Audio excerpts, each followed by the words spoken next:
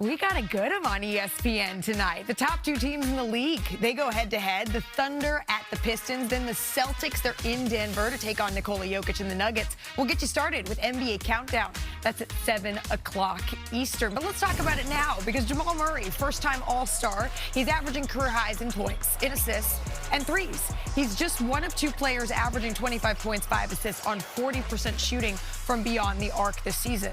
Who's the other player, you might ask? Well, that would be his teammate, right? Nikola Jokic, the only other duos in NBA history to put up those numbers for an entire season. That would be KD and Kyrie, that was in Brooklyn, and KD again with Steph Curry in Golden State. And then as for the Celtics, Jaylen Brown is just over 29 points a game. They are on pace to be the third most in Celtics history. And with Boston on the road tonight, it is worth mentioning that Brown is on pace to be the first player in Celtics history to average 30 points per game on the road. But will he play tonight? It is the second night of a back-to-back for Boston. So for more, we welcome in our senior insider, Shams Charania. Shams, what is the latest with Jaylen Brown, who was out yesterday with that right knee contusion? Malika, Jaylen Brown is in. He will be playing tonight in Denver, the second night of a back-to-back. And last night they were able to rest him, sit him. He's only missed 6 games all season. He's been as durable as they come on this MVP caliber trek this season. We've seen his performances being able to lift this team, and he's going to take this opportunity tonight to again prove why he believes he's the MVP. All right, so Jaylen Brown, good news for Celtics fans. He is in for this battle against Denver. But the big question all season long for the Boston Celtics is when and if they are going to see Jason Tatum. Here's what Joe Mazzulla had to say about that on Sunday. So did Jason practice yesterday? He was at practice. Did he participate in any of it?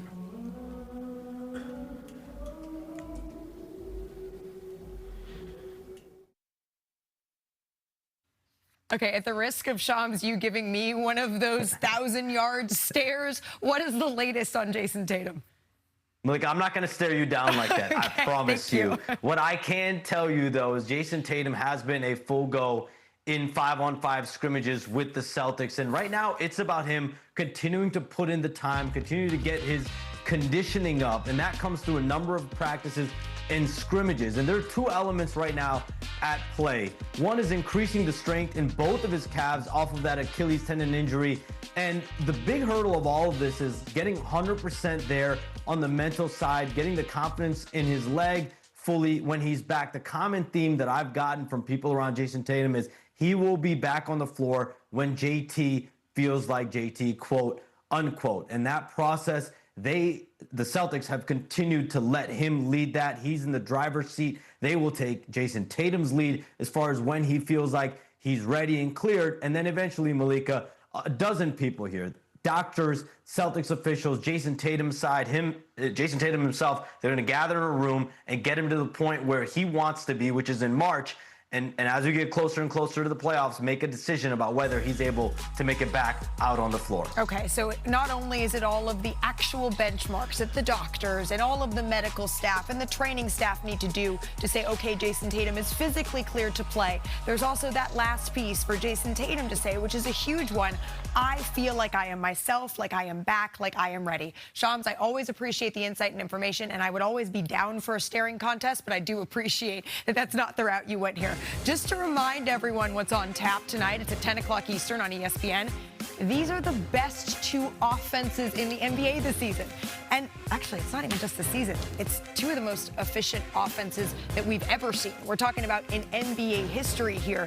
Mark, what are you watching in this one? The continued dominance of Jaylen Brown. I remember talking to Joe Mazzulla at the start of training camp, or start of the season. He said Jaylen had a great training camp. He's healthy. He wants to be coached.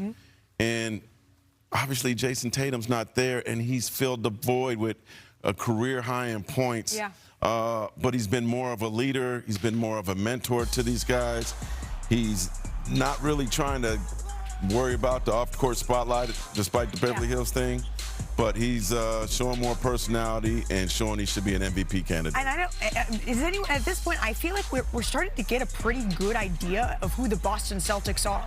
They're serious. The Boston Celtics are serious. Does anyone know who's Denver? Well, when they got their whole team, they're serious. But here's the thing. Jokic comes back from this injury. He is still putting up amazing numbers. Insane. He's still leading the league in assists and rebounds, but he hasn't quite been himself this last couple of weeks. Over the last 9 games, he's averaging 5 turnovers a game. Is part of that the wrist that he's been dealing with? It's wrapped some games, it's not wrapped other games. You know he will never No, of course not. reference it, but clearly something is off. He doesn't turn the ball over like this. And also his shooting is down. This is a guy who was shooting almost 60% before he came back from this. He's under 50% in the last 9 games. Something's off with him. By the way, their whole team in the clutch has been subpar. Like, you get him into a clutch game, normally you got Jokic and Murray. Especially against a shorthanded Golden State Warriors team like the other day. They're 1 in 5 last 6 clutch games. They've got a losing record in the clutch this season. So Denver obviously need to get healthy. Their defense hasn't been strong, but their clutch play with Jokic isn't good either. Yeah, I agree. I do think that they're looking for that final boost, and you need that momentum to carry you through the playoffs. But every time I think about the Denver Nuggets, and sorry that I picked this off, this is my octave. Sticky. That's my It little always makes that sticky. little noise. I look, and I'm always in shock because on our beautiful ESPN app, I know you can't see it, but I you think scroll. anyone can read? I can't even remember. I need glasses to read that little font. I scroll, and it's like, okay, who's the leader in points? Oh, it's Jokic. Rebounds, Jokic. Assists, Jokic. Steals, 1.4 Jokic. And then you look at the graphic to start the segment. Don't sleep on this fact. Best offenses in history through 2 different ways.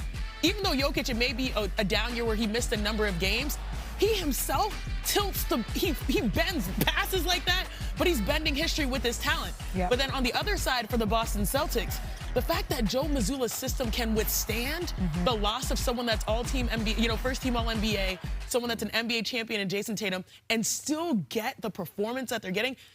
Don't sleep on these 2 teams. One goes through an amazing offensive player, and another is just an amazing system that has really gone through analytics and created these offenses that are juggernauts. When I caught up with Nikola Jokic over the All-Star break, I asked him, when this team is healthy, do you believe that you are one of those ones, a team that can win a championship? And he said that there are 5 or 6 teams, he thinks the Boston Celtics, one of them, that could realistically win the championship this year. And I said, well, what about your Denver Nuggets? And he goes, we're a dark knight.